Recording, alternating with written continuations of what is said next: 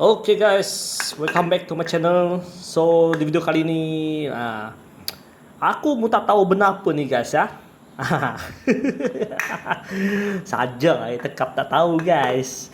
Okay, ni bukan original punya guys. Ini blow off guys ya. Blow off SSQV. Ni memang barang lama ni guys.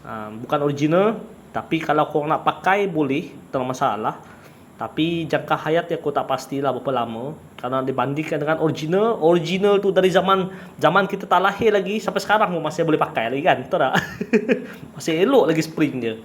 Nah, yang ni pula ni memang dah recon kan guys. Bukan recon, kopi ni kopi guys ya. Okey, di sini ada punat tu. Dia ada punat dia macam ni. Okey, cara pasang dia masuk je lah dekat ni kan. Yang mana yang pakai turbo tu, boleh ni.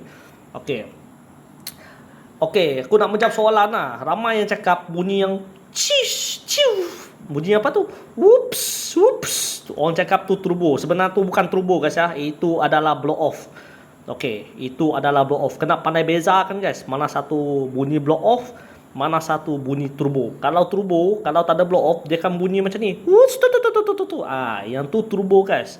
Yang tu korang jangan biasakan buat lah. Kalau korang buat benda tu, lama-lama turbo korang akan rosak lah. Kipas dia akan longgar lah, orang cakap kan. Dia tak fit dah. Sebab apa tu? Angin tu dia bukan keluar dekat sini guys, tapi dia keluar dekat kipas turbo. So korang kena hati-hati lah. Kalau ada juga yang bertahan lama, kalau dia pakai macam tu ada juga.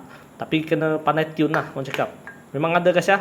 Tapi mostly kalau nak kipas yang tahan tu, aku sarankan korang guna RZ4. RZ4 dah kira okey guys. Kipas memang tahan lah kalau nak dibandingkan dengan RZ3. Okay, dapat ilmu guys. Okay, jangan lupa follow dan subscribe guys ya. See you next time. Bye bye.